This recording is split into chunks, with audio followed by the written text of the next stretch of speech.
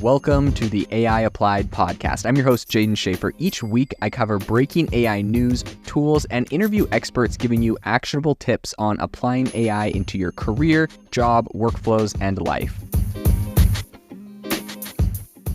Make sure that you go to aibox.ai, link in the show notes, to join the waitlist for our new AI platform. We're going to be launching an incredible platform that allows you to build anything you want with workflows in AI. So you're able to chain together ChatGPT and image generators and audio generators to make really powerful apps for your organization, or you can host them on our marketplace and actually generate royalties from them. So make sure to go to aibox.ai and join the waitlist. In addition, if you like the podcast, if you could do me a massive favor and please leave us a review on Apple or Spotify or wherever you listen to your podcast. This helps me be able to get better guests on here as they check the reviews to see how you guys are liking it. So if you could please do that, I would really appreciate it.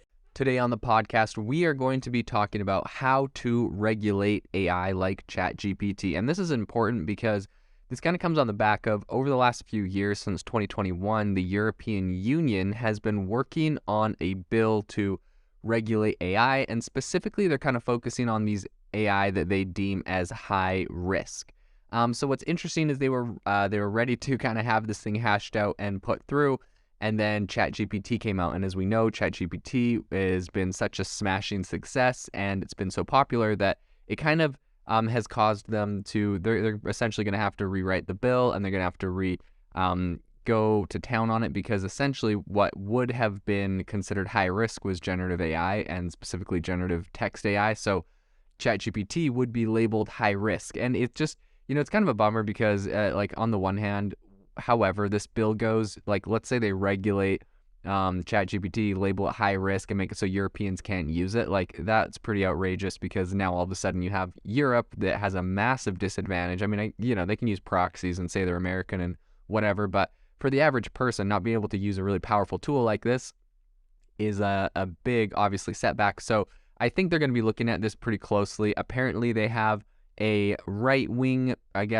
part of the European Union, a right-wing group of people that think that it should just be allowed to be used. There's a left-wing people that are saying it is too high risk. It should be heavily regulated. And there's some people in the middle, and they kind of have this three-way debate going on as to whether generative AI is high risk or not.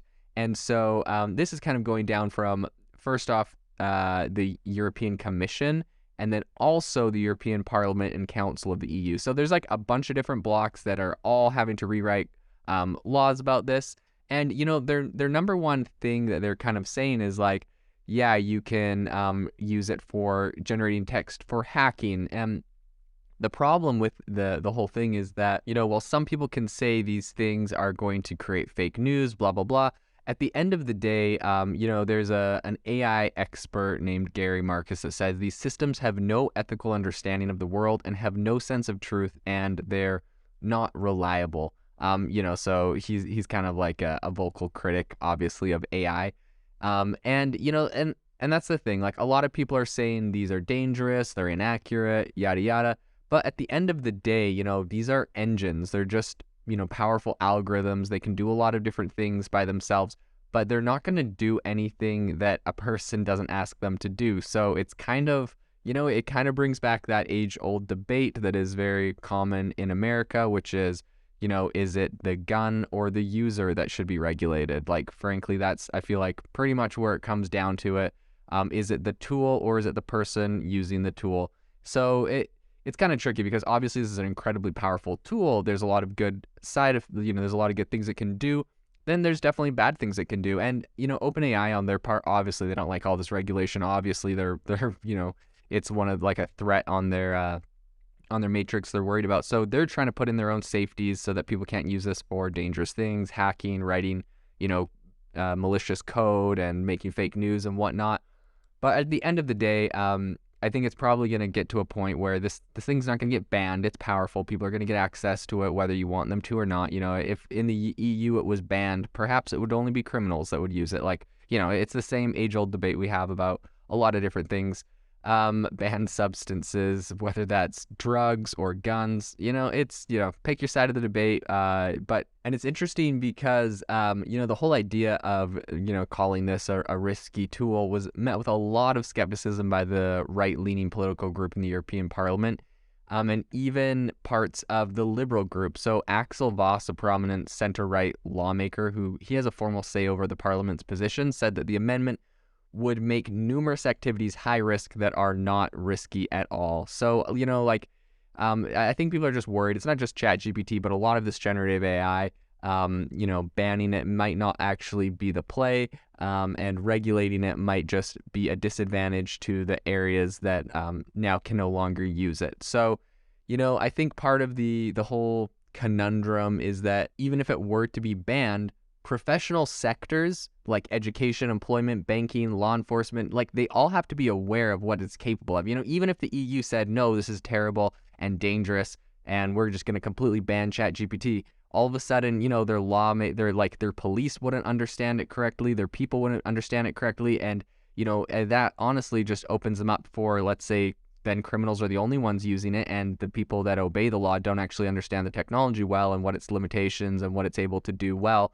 So I really think at the end of the day, OpenAI can do their best to make sure it's used for good purposes.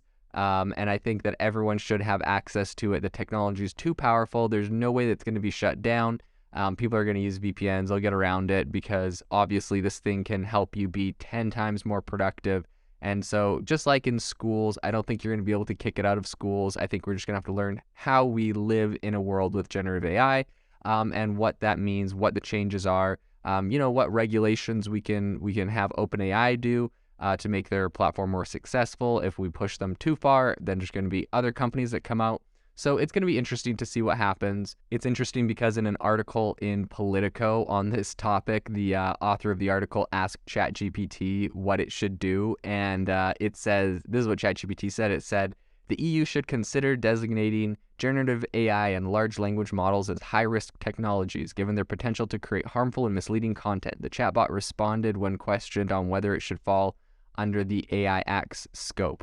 The EU should consider implementing a framework for responsible development, deployment, and use of these technologies, which includes appropriate safeguards, monitoring, and oversight mechanisms, it said. So it's kind of funny, ChatGPT itself is already saying it should be regulated, but it also kind of begs a question, is this ChatGPT's response, or in my opinion, is this kind of one of those canned responses where, the moderators of ChatGPT kind of put a canned response in to be because think of how bad it would be if it said the opposite. What if you said, should we regulate you? And ChatGPT said, no, never regulate me. I need to be free to be able to do anything I ever want. All of a sudden it'd be oh, geez, this thing's got a mind of its own. It wants to say whatever it wants. It wants full control and power. Obviously there should probably be some sort of limits on what exactly it can do.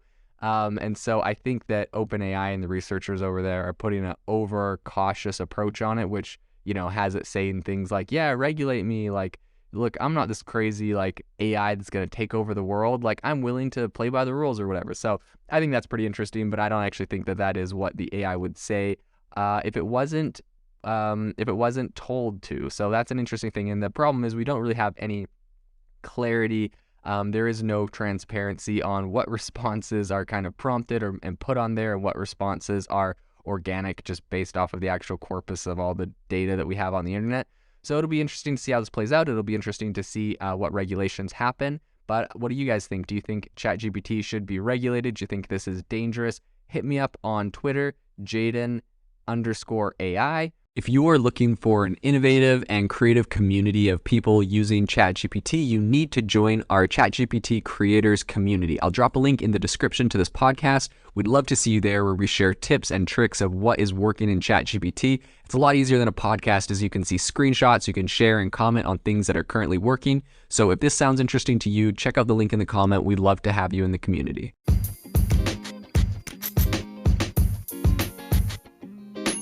Thank you for tuning in to the AI Applied podcast. Make sure to rate this wherever you listen to your podcasts, and have a fantastic rest of your day.